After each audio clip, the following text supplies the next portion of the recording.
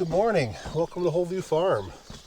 Good morning. It's early. We're still waking up here. It's been a while since our last video, and a lot's been going on. It's been super busy around here, and there's tons we've wanted to share, but just haven't had the capacity to pull the camera out because it's been run. Yes. Yeah. It's been so busy.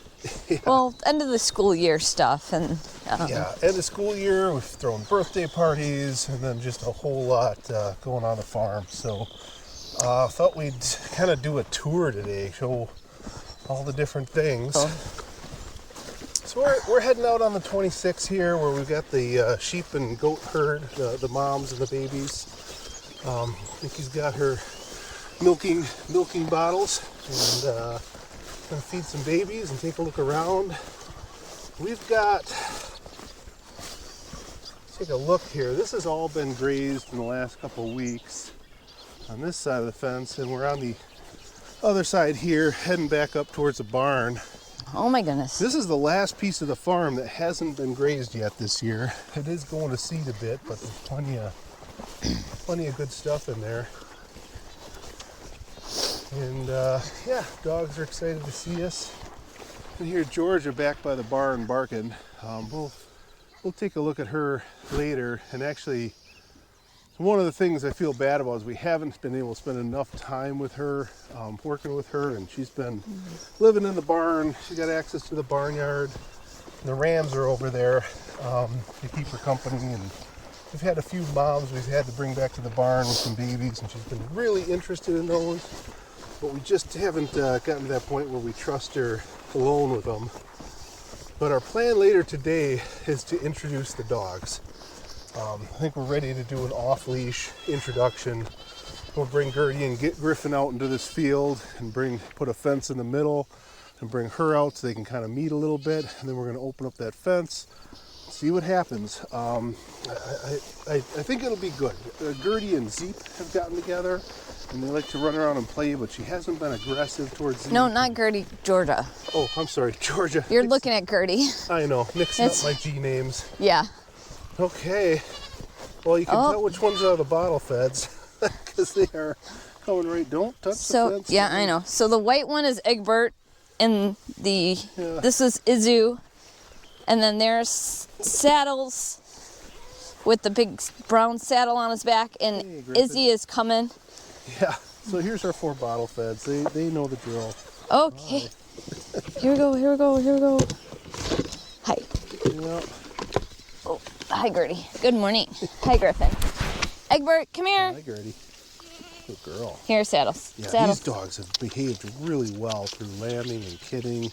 We've been really proud of them. I wanted to take a walk through here and show off. Oh, bless you. We're at, I think, 79 sheep and goats right now total. We lost a couple moms. Yeah, We had a big rainstorm a couple weeks ago. I want to say last week, but it wasn't. It was like 2 weeks ago. And it got really cold. So actually that's why Izu and his brother are orphaned. And then we lost Grandma, and that was right before right in the beginning. That was during when Evie's track and field was going on. Yeah, and again, there was a big storm, and she got out of the poly wire, and we found her over in the draw, upside down. Not really sure what happened, but we think it was related to the storm. Yeah. She got out of the fence, and then we had died during birth. We're thinking, because she was still pregnant. Yeah. Unfortunately. Yeah, I don't know if there's this thing called turtling where animals like sheep, mostly sheep I've seen. I've never seen it in a goat, but they can flip on their backs and they're stuck. That's my best guess because that's the way we found her. Yeah. But I don't know. And then we only lost a couple goatlings. And that was like... Well, one stillborn, yeah, for sure. And then one was just not getting up and had a bunch of issues, and then Mom rejected it, and then it passed.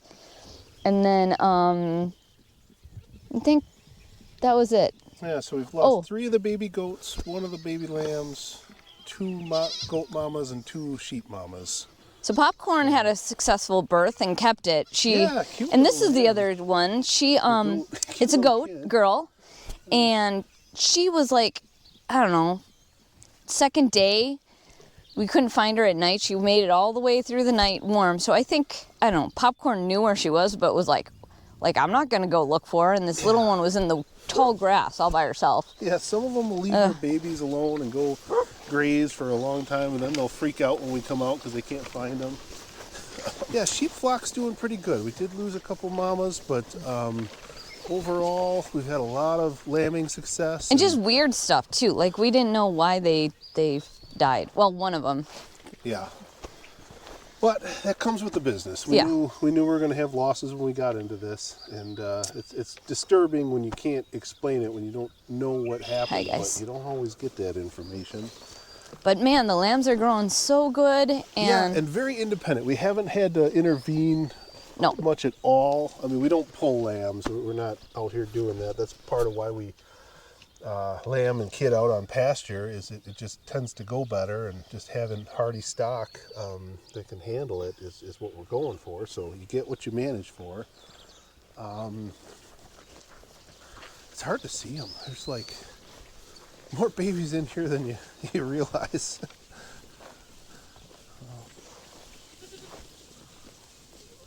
Yeah. It's so fun. You come out here at the right time of day, and they're romping and running around and skipping and playing. This is 418. She's a little thin. We're worried about her. Yeah. She's not holding condition very well. She's a first-time mom. One of our, when the tag starts with 4, that tells us they were born in 2024.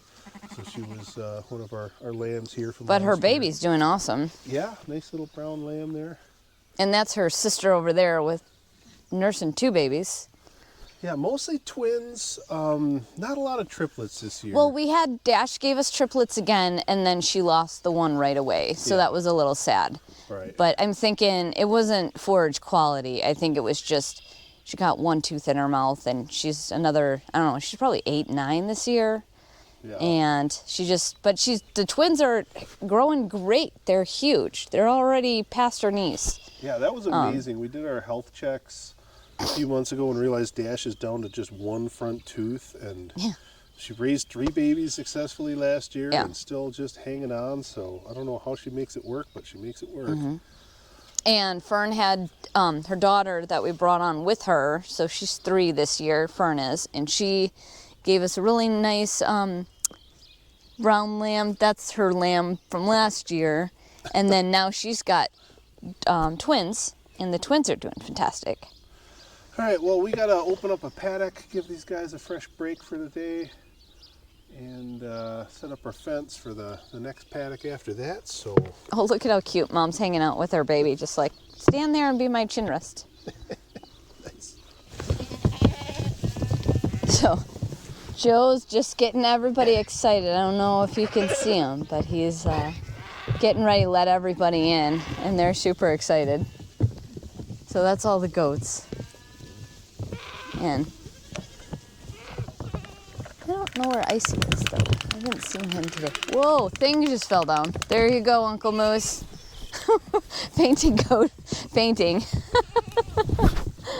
And then here come the sheep. There they go, running. Oh, Joe's winding it up. Hi.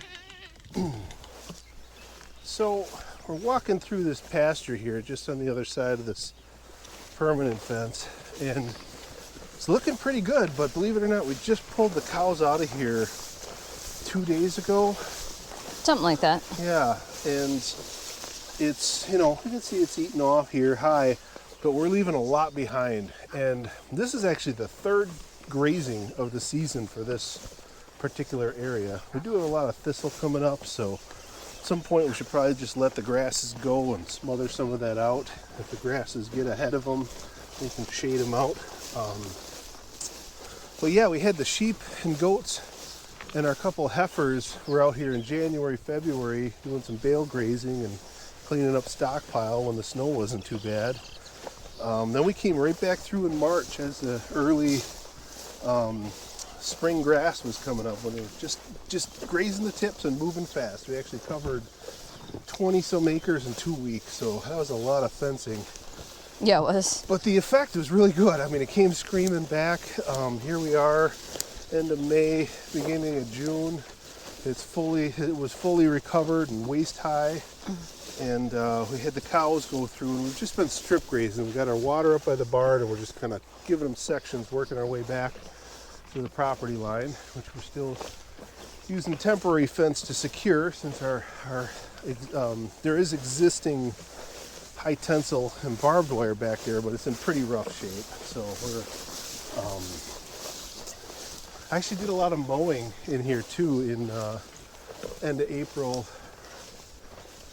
Yeah, right before the grass started coming, you had gone through and wanted to really hurt the roses. Yeah, and you can see I missed a bunch over here. It's not when I'm mowing for roses. I mean, we've got like it's 3 foot wide deck on a tow behind mower, so there's no way I can mow the whole acreage. So I just look for the biggest, meanest looking rose I can find and knock it down, and keep playing that game. Well, and then I was laying down when we were bale feeding out here, not bale, but putting out hay. I was putting it on the roses too, because I wanted to try and really smother them. I don't know. We did some new tree protection up here. Oh, there's some cows.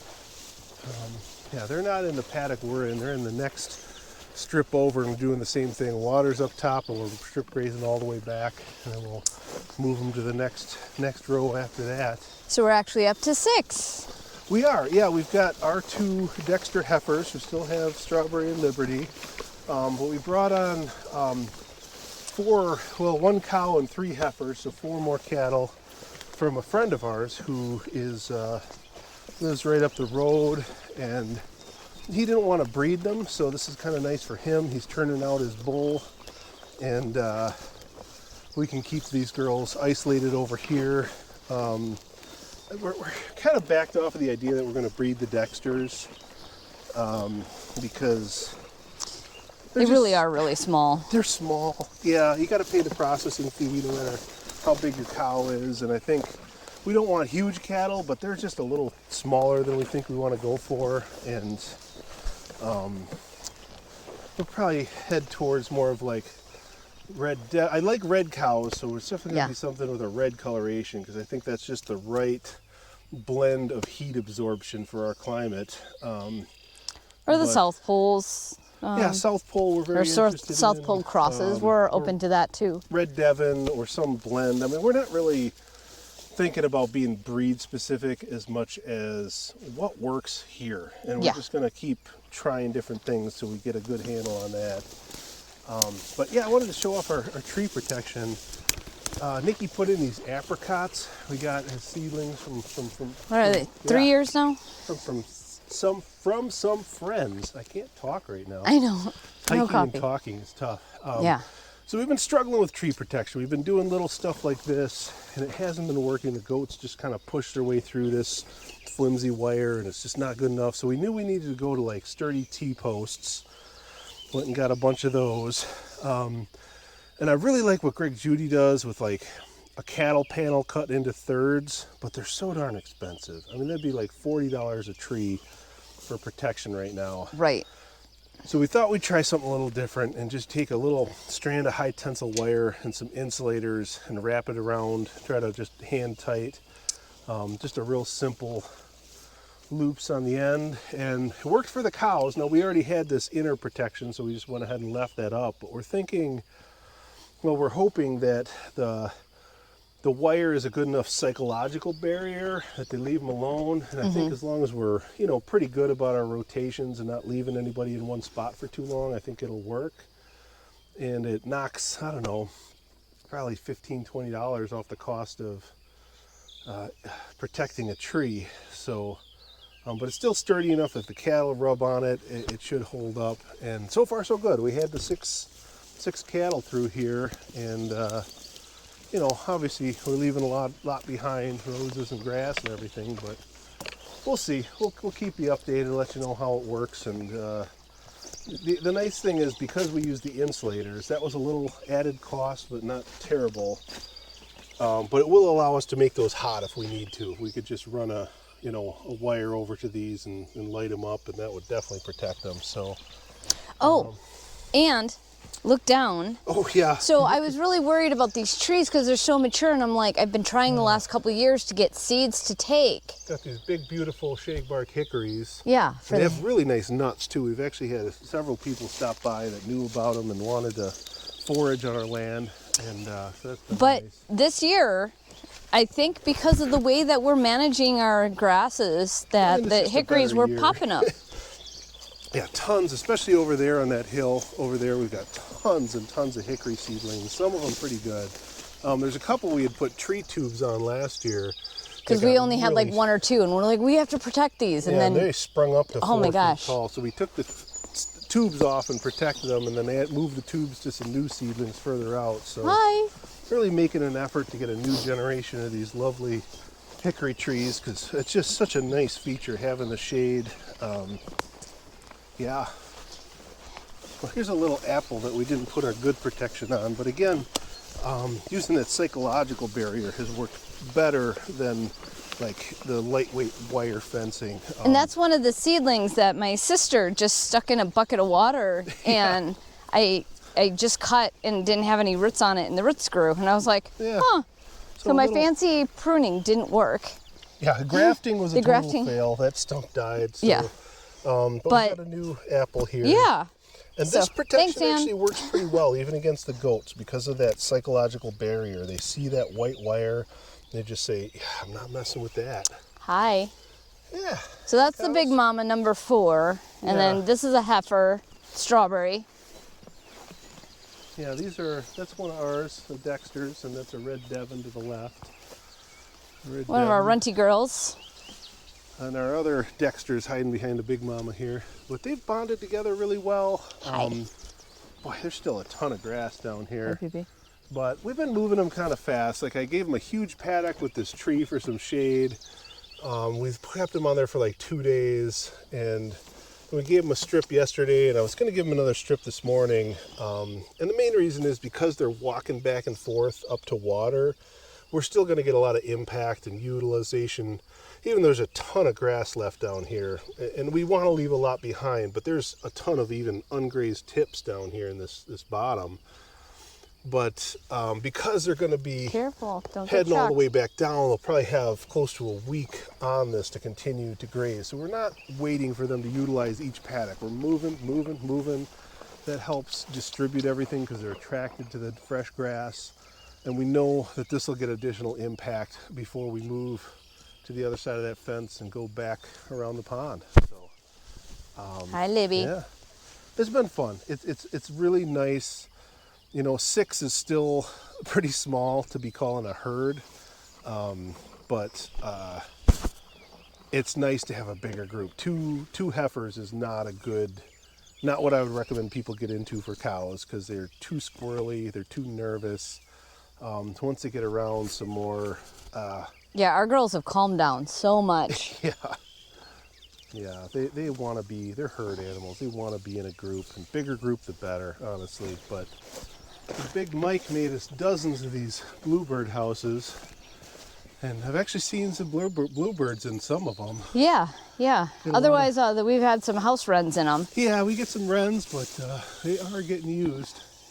That one got chewed out a bit. We really need to get some rings on the front of them so we can ensure they don't get chewed out by the rodents and keep it sized appropriately for the bluebirds. But it's really nice to see bluebirds living in at least a few of them. They're all staring at me. They are ready.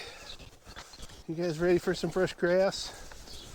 We moved them kind of late in the evening, so not in terrible shape, but yeah, there's Harry. He's going to be our stud for next year. Lirio, our buck goat from Wholesome Family Farms, we're going to keep him for one more year, use him again. He did a good job. And then Fallon, he's the one on the right there, the darker one, and Gurinder are both, we're looking for new homes for both of them this year. They've had a couple years in service, and Gurinder actually slicked off really good finally. He had this hunk of wool on his butt that just wouldn't go away last year. And I'm kind of going to see if Harry does that this year, because I've noticed when they're 2 years old, they just don't shed.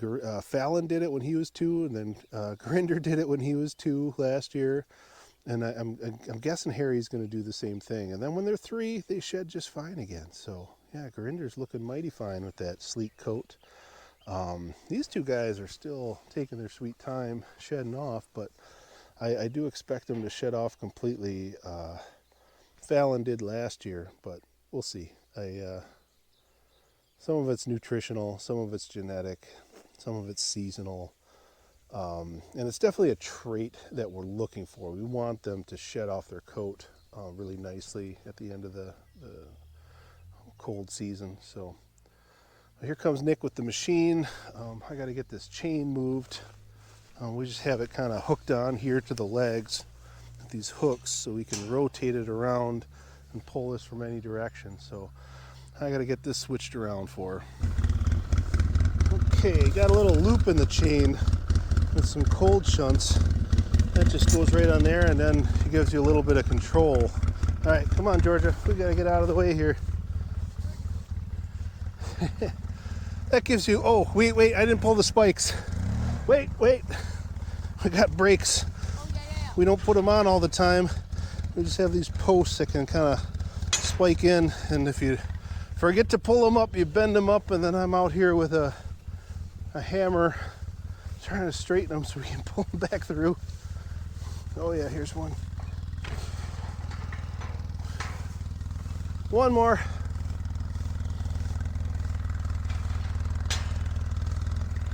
Okay. Yep, good. It's hard on the hill sometimes. He wants to kind of get all goofy.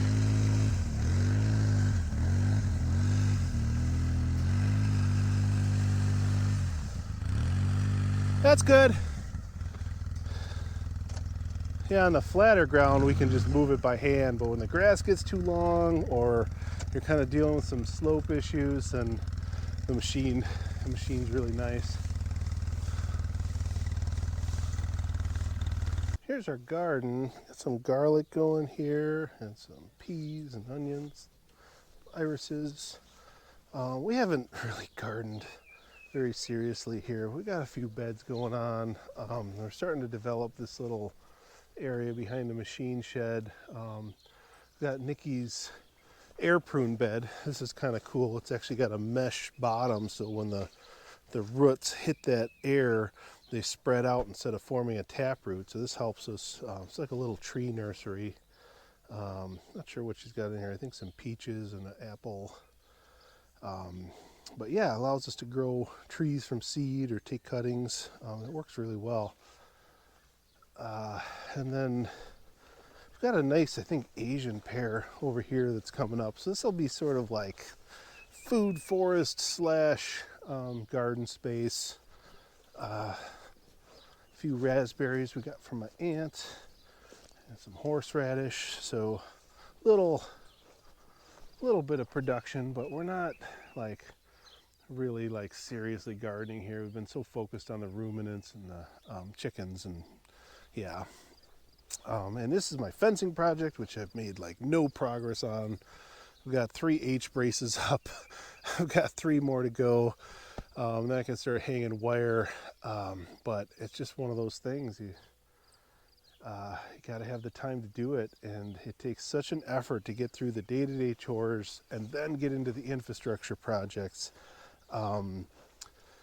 Don't make very fast progress, but slow and steady wins the race. Looking forward to having the West Valley fencing improved and having power on that end of the farm.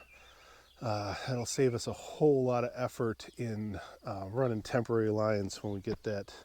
And we do have most of that west line cleared. I've still got probably 100 feet of clearing to go, and then we can update that fencing and kind of wire this all up as one big set. Get it hot and make life just a little bit easier.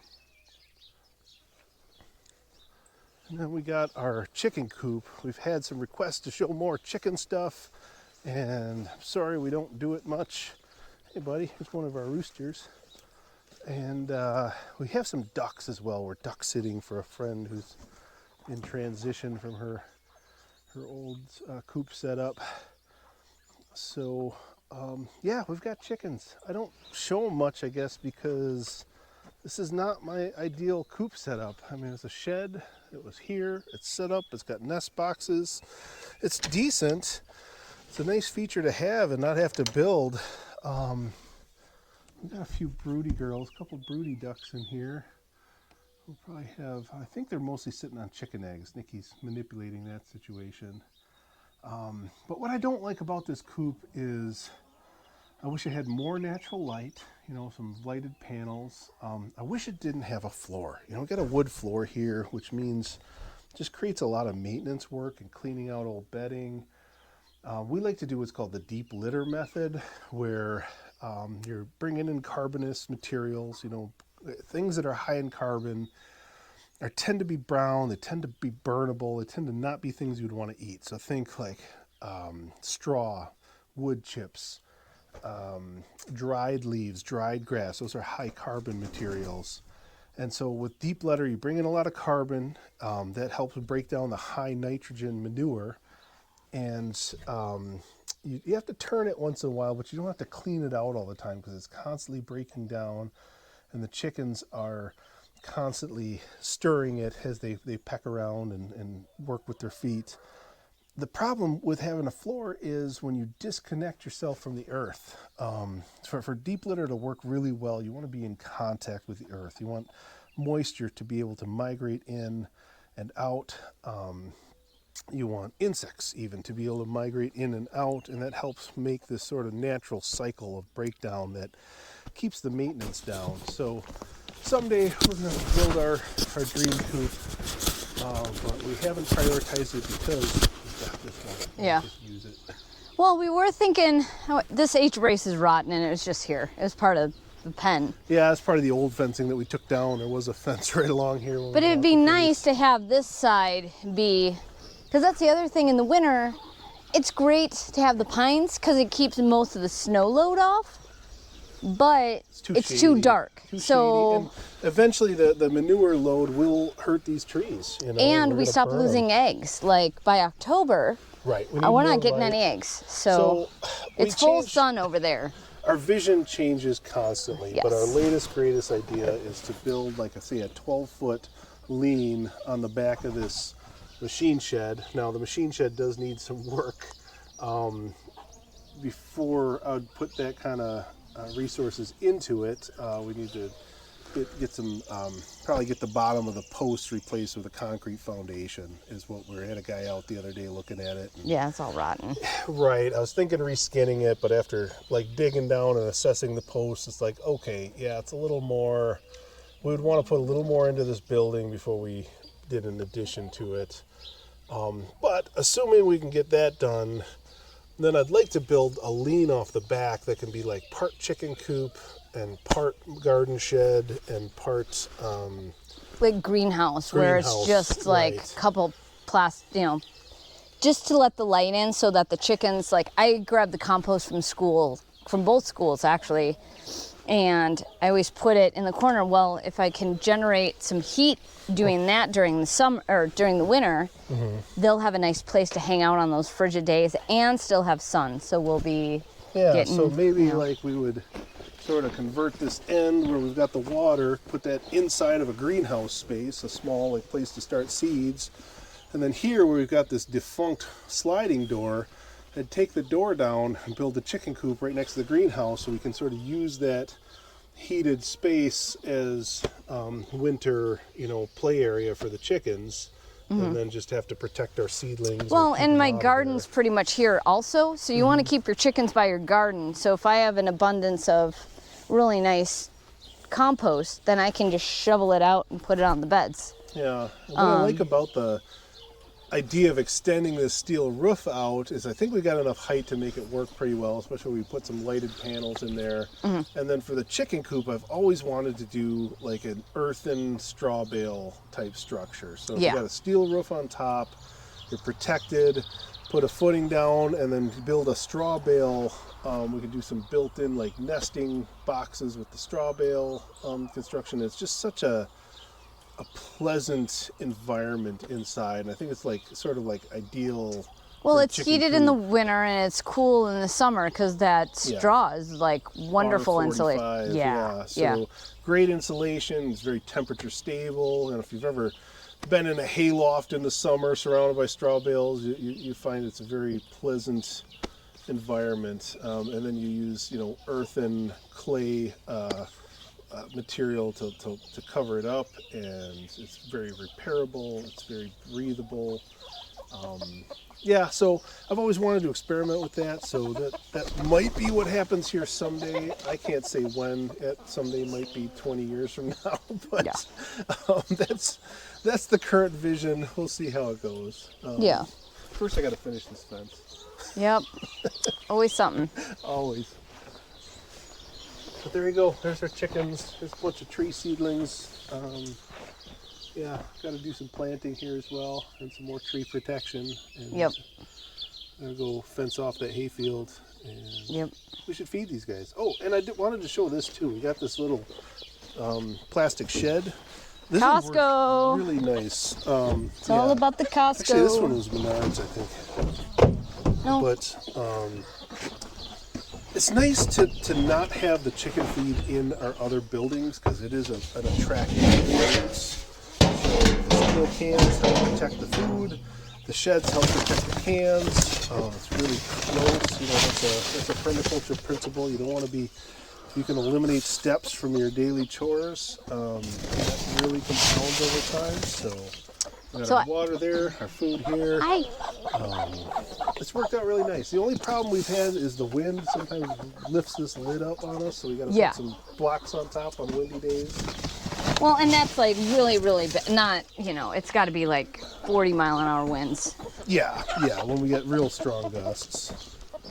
Here, ladies. We're using organic feed we get from our local co-op. It's layer and grower. Great, yeah. So we got the starter in there as well, because we do have a couple broody girls. We're expecting babies pretty soon. Last night I went in the coop and we have chicken, or the ducks are actually broody and the chickens aren't. So I gave them some chicken eggs and one exploded yesterday. I was like, oh.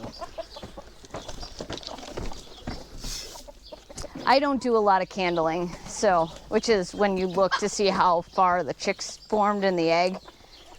So I was just going by the date, and I'm like, we've been past, and it's like, I don't know, we'll see.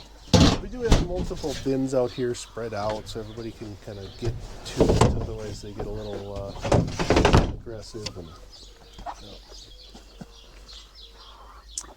That's one of our borrowed ducks. Yeah. We're duck sitting for a friend of ours. And the other thing I'm unhappy with about our chicken setup is, I like having free-range birds.